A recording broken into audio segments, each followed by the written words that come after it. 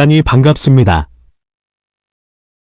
서양미술의 역사 1. 고대에서 초기 르네상스 바이 로아운 2022 5.24 아트모스피어 변화가 빠른 글로벌 시대를 맞이하여 다수 민족의 전통과 역사에 대한 이해 없이는 공존할 수 없고 국제 간의 협력은 이제 필수적이다. 이전과는 다르게 세계 곳곳에서 일어나고 있는 일들이 자이든 타이든 넘쳐나는 정보들로 충분하게 파악할 수 있는 시대임에는 틀림없다. 하지만 서로 다른 관습과 문화를 가진 민족이나 나라의 역사를 이해하기 위해서는 오랜 접촉과 풍부한 경험을 필요로 한다. 이를 실천하기 위해 우리가 해외를 방문했을 때 가장 쉽게 짧은 시간에 그 나라의 문화적 유산을 가장 쉽게 접할 수 있는 곳은 역시 미술관과 박물관이다. 그렇기 때문에 세계의 유수한 미술관이나 박물관에는 항상 많은 사람들로 붐빈다. 유럽이나 미국의 미술관 또는 박물관에서 서양 미술 작품을 보면서 느끼는 점은 주제가 주로 인간에 대한 것이다. 현대 이전의 서양화인 누드화에서부터 초상화, 역사화, 그리고 인간의 모습으로 표현되는 신화적 주제에 이르기까지 거의 대부분이 인물들의 모습이나 활동을 주로 표현하고 있다. 산수화를 주로 다루는 동양의 회화와는 좀 대조적이다.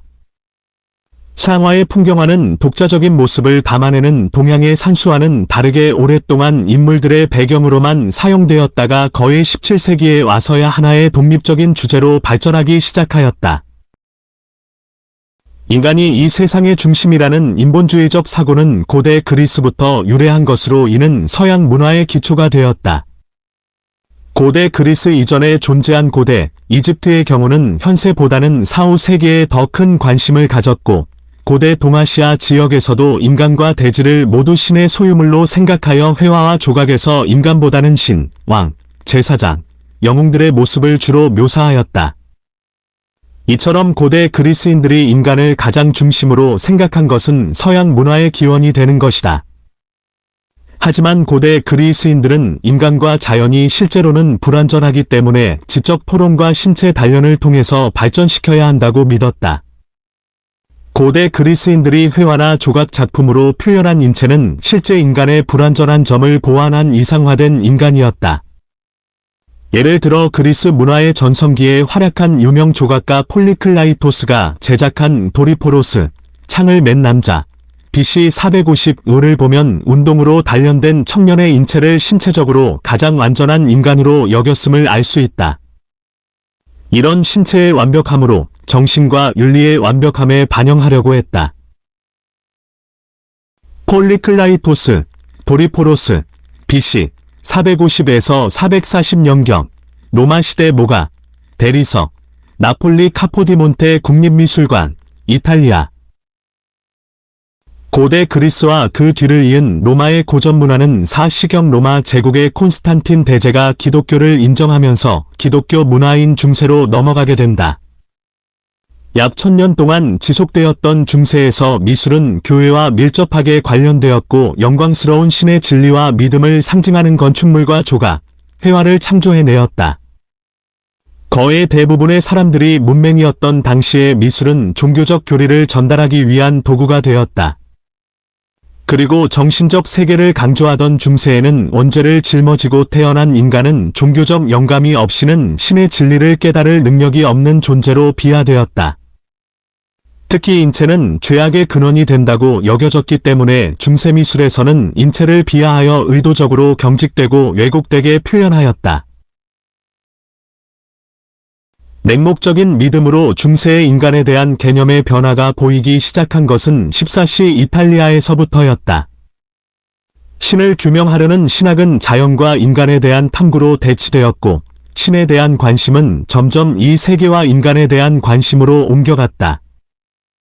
이제 인간은 원죄로부터 벗어나 독립적일 수 있으며 인간의 지성은 모든 것을 발견할 수 있다고 생각되었다.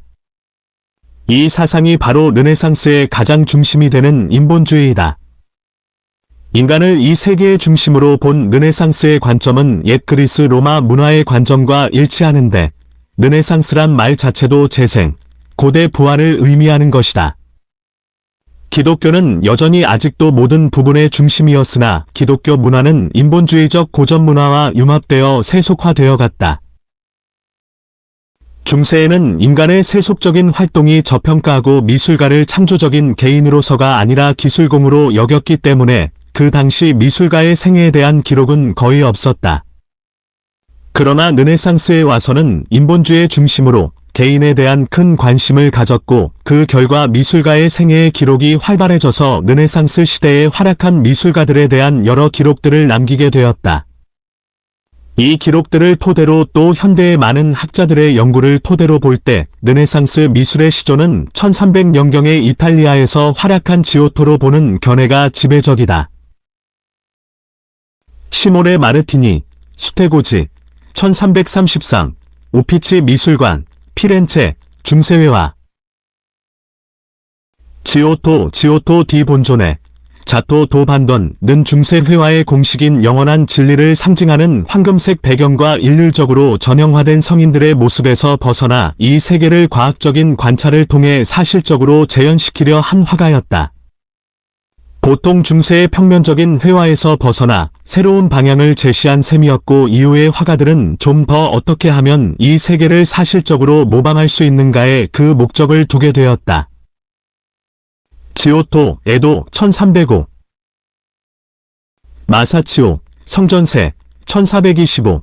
프레스코, 산타마리아 델 카름, 내 성당 브랑카치 예배당, 이탈리아 피렌체. 1425경 마사치오, 마사트초는 지오토가 제시한 방향을 한층 더 발전시켰다.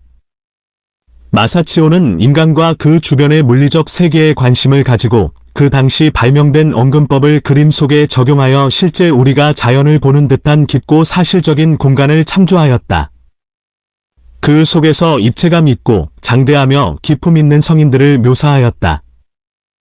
마사치오와 동시대에 활약한 이탈리아 조각가 도나텔로, 도나토 디 니콜로 디 베토 바르디, 더나토 디 미칼로 디 베토 바오디는 다윗상을 제작하였는데 이는 중세 때에는 이단 시대였던 고대 이후 첫 번째 사람의 크기와 똑같은 누드상이었다.